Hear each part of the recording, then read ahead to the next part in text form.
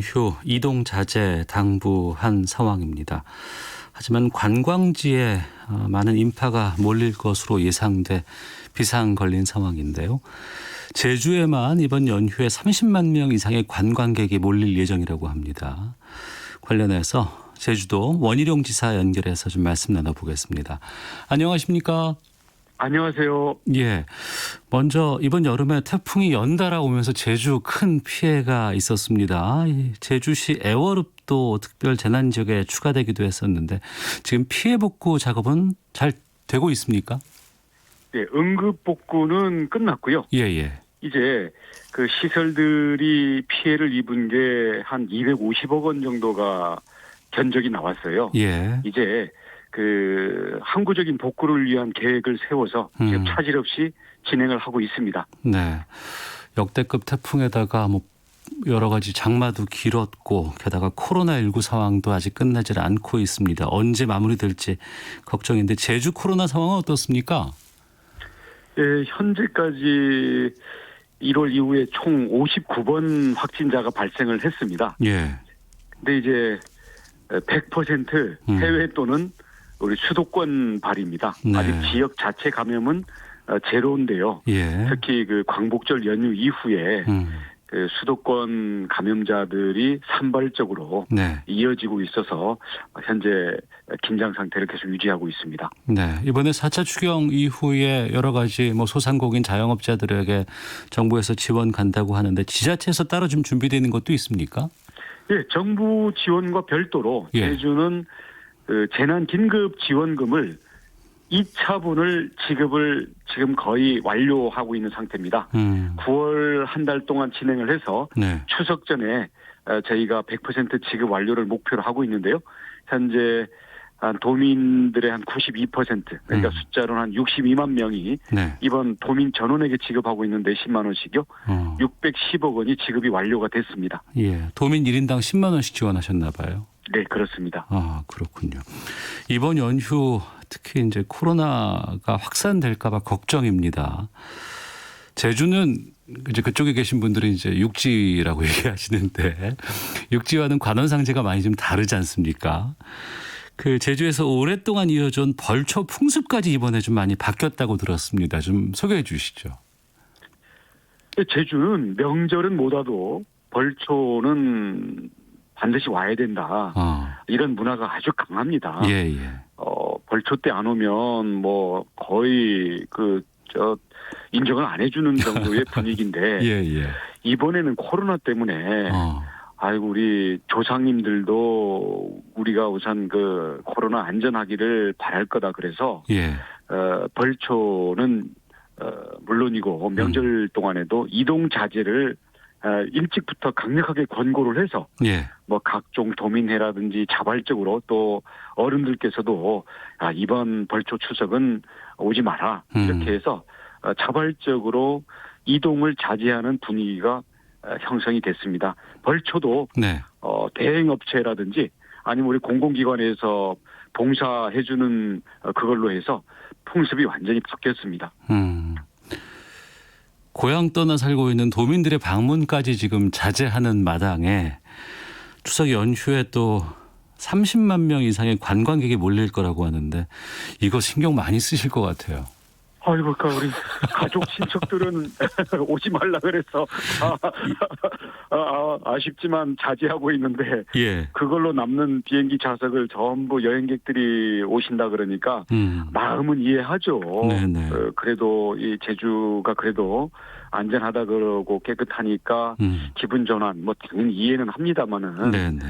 아이고 우리 제주도에 사시는 분들은 여행이 아니라 지금 일상이고 지금 코로나와 전쟁을 치르고 있는 거거든요. 예. 그래서 오죽하면 오지 마시라 그러겠어요. 가급적 예. 나중에 오셔도 되는 분들은 자제해 주시고요. 불가피하게 오실 분들은 예. 방역에 철저히 협조를 해 주시기 바랍니다. 지금 거의 좌석은 다 찼나 봐요. 100%까지는 아닌데요. 예. 하루에 거의 꽉 차면 4만 명 정도가 들어오거든요.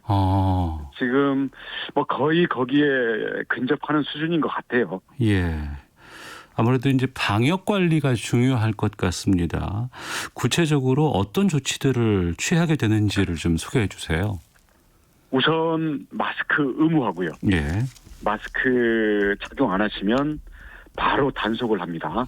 기존에는 권고였지만. 네네. 또 두 번째로는 그 공항이나 항만에서 들어올 때 발열 체크를 저희가 빠짐없이 했어요. 네. 37.5도 기준을 좀 낮췄어요. 하게 되면 그 의무 검사를 하고 검사 결과가 나올 때까지 네. 격리돼 있어야 됩니다. 예. 예. 그리고 뭐 게스트하우스라든지 저희가 위험한 업종, 위험한 활동에 대해서는 그것을 금지하는 행정 명령을 이미 다 내린 상태이기 때문에 네. 그것을 위반하면 바로 형사고발 단속 대상이 되겠습니다. 그러면 관광객이 제주도에서 뭐 야외건 실내건 무조건 마스크 쓰셔야겠네요. 식사를 한다든지 뭐 예. 수영을 한다든지 이런 그 예외 조항에 대해서도 저희들이 구체적으로 다 지적을 해놨습니다. 아, 그러시군요. 좀 세부적인 내용도 좀 질의를 해볼까 하는데 공항은 통과했어요. 열이 나지 않아서. 그런데 이제 여행 기간 중에 37도 이상의 열이 나면 이거 어떻게 되는 겁니까? 바로 우리 보건소나 의료기관에 신고를 하셔가지고 네. 검사를 하고 그 검사 결과에 따라서 치료를 받든지 아니면 뭐 격리를 거치든지 뭐 이렇게 해야 되죠. 네. 예전에도 보니까 열 나는데 아이고 이거 귀찮고 네네네. 빨리 집에 돌아가면 되지 이래가지고 해열제 먹고 며칠씩 더 돌아다닌 경우는 저희들이 예외 없이 전부 소송을 걸었습니다. 예. 그렇게 하면 안 되죠. 아니 물론 자기가 걸리려고 해서 걸리는 건 물론 아니라고 보기 그렇습니다만. 때문에 예. 열 나는 걸 신고하면 저희들이 가급적이면은 호의적으로 저희들이 협조하고 보호를 해드리겠고요. 네. 그것을 무시하고 민폐를 끼칠 거를 하면 저희들이 그건 용납하면 안 되겠습니다. 그 순간의 선택 잘 하셔야 됩니다. 네. 신고하십시오. 그럼 예. 저희들이 도와드리겠습니다. 그러니까 여행 중에 몸이 좀 이상하고 열이 좀 많이 오르는 거를 본인이 확인을 했으면 무조건 제주도의 보건소에다가 안내를 받아야 되겠군요. 예. 그렇게 해서 발열 체크도 정확히 하시고 코로나 검사를 받으셔야죠. 네. 물론 그 검사 결과 나올 때까지 한나절 좀 불편하긴 하겠습니다만은 네네. 그걸 그냥 돌아다녀서 나중에 또 다른 확진자들 생기고 그것 때문에 공무원들 들린 가게들 전부 문 닫아야 되고 그것은 거의 그 초토화입니다. 초토화. 한 사람이 그렇게 돌아다녀서 초토화시키는 거에 비하면 네. 본인이 조금 불편을 감수해서 한나절 좀 격리돼 있는 게 그게 양심적인 거 아닌가요? 네. 뭐 가족끼리 그냥 조용히 그냥 뭐 개인적으로 차 이용해서 여행하시는 거 말고 특히 젊은 사람들이 요즘 게스트하우스에 여기는 이제 여러 곳에서 오신 분들이 한 곳으로 모이지 않습니까? 이런 여행 형태를 좀 즐긴다는 얘기를 들었고 여기서 또 확산된 경우도 이전에 있었다고 들었습니다. 여기는 좀 어떻게 좀 조치가 되나요? 뭐 코로나만 아니면 그 자유죠. 그럼요. 다 낭만이고 그런데 이 코로나 상황에서 서로 그 모르는 사람들이 모집을 해서 뭐 SNS를 통해 가지고 모집해서 만나고 또 술 마시고 또 서로 뭐 게임도 하고 뭐 이러다 보면 훨씬 그 밀접한 접촉도 일어나고 또 서로가 그런 경우에는 분위기 때문에 방역 조치가 잘 안 이루어져요. 그렇겠죠. 그래서 저희가 위험한 사각지대라고 보고 예. 원래는 10인 이상을 금지를 했더니 9명씩 쪼개서 모집을 하길래 이거 안 되겠다. 그래서 3인 이상은 원칙적으로 다 금지를 시켰습니다. 예. 그리고 게스트하우스들 저희들이 뭐 SNS든 그 영업 광고들을 하는 거를 저희들이 모니터링을 해서 네. 그 명단을 다 갖고 있거든요. 그래서 그런 부분들을 저희들이 그 계도 요원이나 단속 요원이 늘 모니터링하면서 자제를 시킬 거고요. 근데 그렇게 하니까 또 게스트하우스랑 뭐 같은 주인이 하는 포장마차라든지 아니면 또 옆집 야외로 또 옮겨서 온갖 이 숨바꼭질 같은 게 일어나는데요. 저희들은 끝까지 그 부분들을 모니터링해서 금지를 시킬 겁니다. 왜냐하면 우리가 뭐 무슨 그 파티 자체를 막는 게 목적이 아니라 코로나 위험 사각지대를 저희들이 막아야만 하거든요. 연휴 지나고 나서도 2주간 위험 기간으로 따로 정하셨더라고요. 이건 왜 하셨습니까? 잠복기가 2주니까요. 아, 그래서 확진자가 일단은 자기 다 원래 자기 집으로 돌아갔다 하더라도 네네. 그와 접촉됐던 사람이 2주일 내에는 언제든지, 그리고 또 초기에 음성이 나왔더라도 나중에 양성 나오는 경우들도 있기 때문에 그럴 수 있습니다. 2주 동안은 그 추가 확진자가 잠복기 때문에 언제든지 나올 수 있으니까 이런 부분들을 우리가 계속 추적하고 발견되는 즉시 검사 격리할 수 있는 그 총동원 체제를 유지하겠다는 겁니다. 네. 그리고 앞서 말씀해 주셨던 그 제주 증상이 있었음에도 여행을 강행했던 그 강남구 모녀에게 소송 제기했다고 하셨잖아요. 네. 이건 지금 어떻게 되고 있습니까? 예. 그 소송이 접수가 돼가지고 저 진행 중인데 네. 법원이 좀 바쁜지 아직 날짜는 안 잡혔습니다. 이번에도 혹시라도 이런 방역 수칙이라든가 권고 사항 같은 것 어기고 이러면은 또 소송 진행하실 계획이신 거죠? 저희는 좀 도저히 안 되겠다 하는 경우에 소송을 하는 거고요. 네네. 뭐 그렇지 않은 경우에는 저희들이 안내하고 계도하고 또 단속하면서 저희가 과태료를 매긴다든지 다 그 상황에 맞게 그렇게 하겠습니다. 소송하는 거는 오죽하면 소송하겠냐 이렇게 받아들이셔야지. 예. 뭐 무슨 제주도가 뭐 무조건 소송 남발하고 그런 것은 아닙니다. 알겠습니다. 그러면 이번에 제주 여행 가고자 하는 분들 계실 거예요. 또 이분들을 또 워낙에 또 그동안 이동 때문을 자제하고 하느라고 좀 이번 기회엔 좀 나도 좀 이렇게 숨 좀 쉬자라고 하시는 분들 계실 것 같은데 이분들께 하시고 싶은 말씀 좀 해주시죠. 정말 오죽하면 여행 자제해달라는 말씀을 드려야 될까?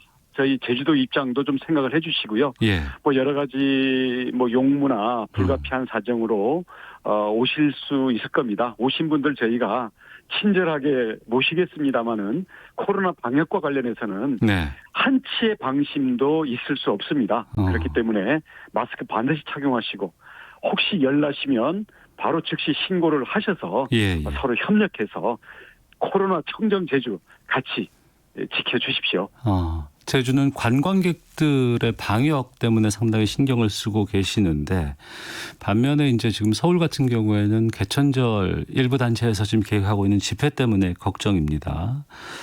제주에서도 또 이 집회 오고자 하는 분들 계실까 또 싶기도 한데 이 부분은 어떻게 보고 계세요? 지금 온 국민이 무슨 정치적인 의사 표현을 갖고 얘기하는 게 아니라 네네.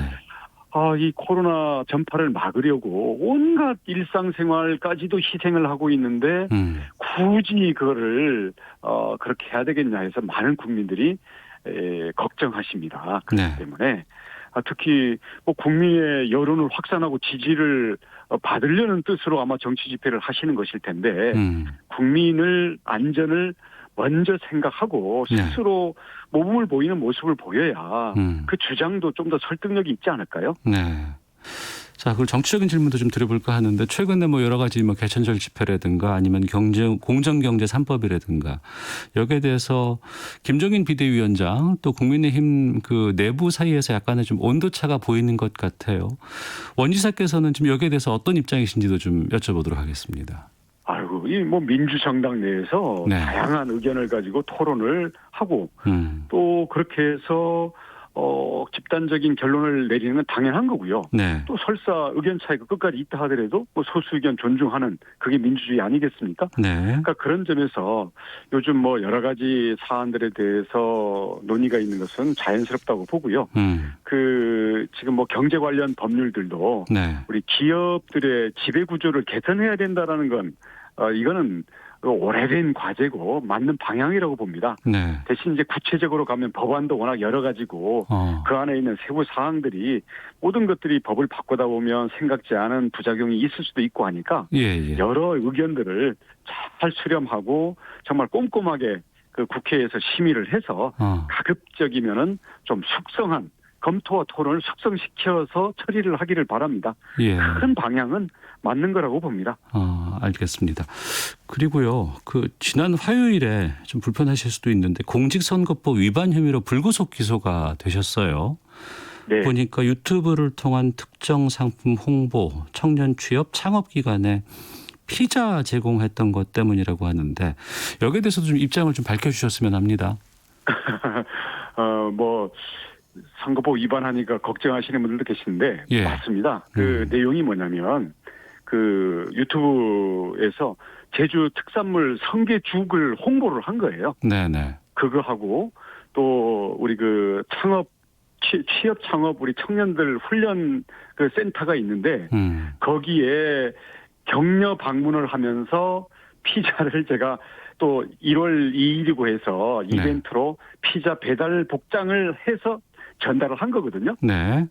사실 뭐 영상 뭐 유튜브에 다 있지만 뭐 멘트 한 거조차도 전혀 없습니다. 근데 이것을 어떤 선관위에서 그 선거법 위반이라고 고발을 해서 이제 기소까지 됐으니까 네. 뭐 재판에 성실히 임하겠습니다마는 이거 뭐 이 단체장들이 지역 특산물 판매하기 위해서 온갖 그 행사와 그 홍보 활동을 하는 거, 그다음 그 간담회들을 하면서 그 뭐 피자 정도가 아니라 온갖 그 식사까지 업무 추진비로 다 쓰는 거, 이런 것은 정말 어떤 때는 미담 기사로 많이 이제 자랑거리가 되기도 하는데 왜 저에게만 이런 잣대가 주어지는지 네. 뭐 그 점에 대해서 뭐 감회는 있습니다만은 아무튼 재판에 성실히 임하겠습니다. 알겠습니다.